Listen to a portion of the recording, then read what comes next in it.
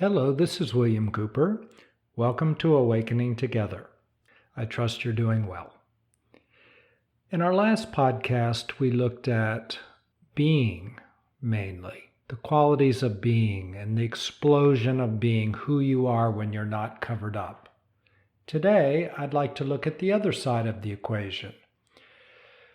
Thoughts, emotions, perspectives. Let's look at how thoughts work and how emotions work. We're kind of in an interesting situation because, as we explored last time, our beingness comes from an infinite place. How do you know? Look. Take some time. Be still and look, and it will become clear. But as you follow your awareness back, you'll see that it reaches into the infinite, into so-called emptiness that we talked about. This infinite, full emptiness, empty only because it's beyond creation and you can't describe it in words, but it comes into existence and down through our bodies. So here we are, infinite, beyond creation, but suddenly we are in creation, experiencing all of creation through our body. It's a very interesting thing to be that which creates and the creation itself.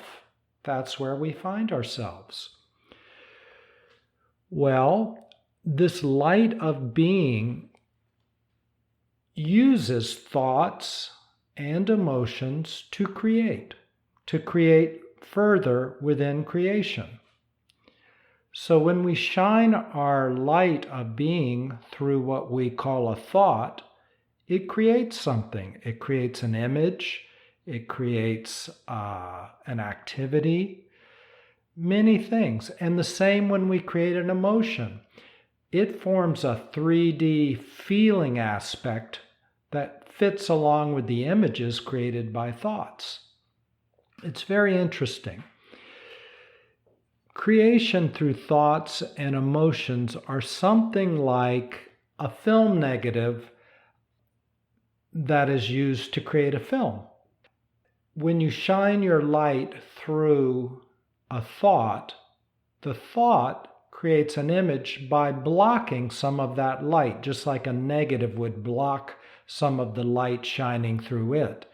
It blocks it, and what goes through the other side of that negative or that image is a picture or an experience.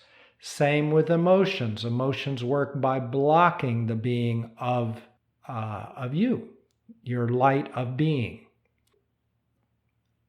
Images or thoughts or emotions that block a lot, those are called negative emotions or negative thoughts because they're very thick and not much of your light shines through, so you start to feel very depressed and heavy. Thoughts that don't block a lot are very expansive. Emotions that don't block a lot are very expansive. Nonetheless, even though some emotions and thoughts block more than others, all of them block something. Thoughts and emotions are maintained by by the light and life of our being.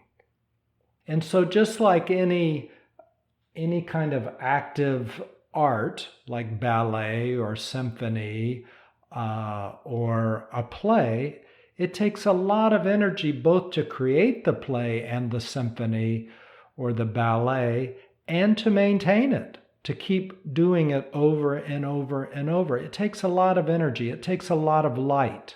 So when we create a thought or an image or an emotion and we maintain it longer than it needs to be maintained, we're using a lot of energy to do that.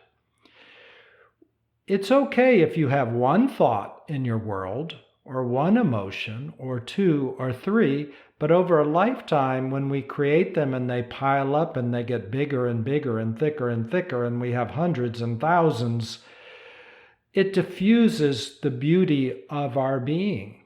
And so we become very cut off from ourselves and very expended, tired, because we're being diffused in 100 different ways and 1,000 different ways.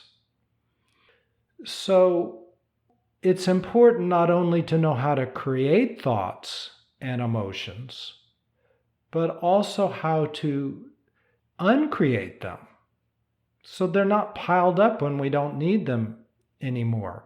They're like computer programs or lots of information on our computer. It's good to be able to have these things that helps us with what we're doing on the computer, but when we have too many and we're not using them anymore, they're sucking energy, they're draining the battery, they're slowing down the mechanism of our computer when they're no longer needed, but they're running anyway. Same with thoughts and emotions in our world. So what we're looking at along the way is how to dissipate or uncreate the ones that we don't need. And that's really what we're doing meditation for. As we go through these podcasts, yes, to see is to be free. And when you see clearly, it clears up a lot. However, we've built certain structures called thoughts and emotions that continually exist because we continually supply them with energy. And it's not only enough to see clearly, but we have to uncreate them, withdraw the energy and let them fall apart, because then they no longer distract us or captivate us. You know, we love our thoughts and our emotions, and sometimes we can get lost in them and cut off from ourselves in that way as well. We become lost in them just like we would a TV show and in our emotions.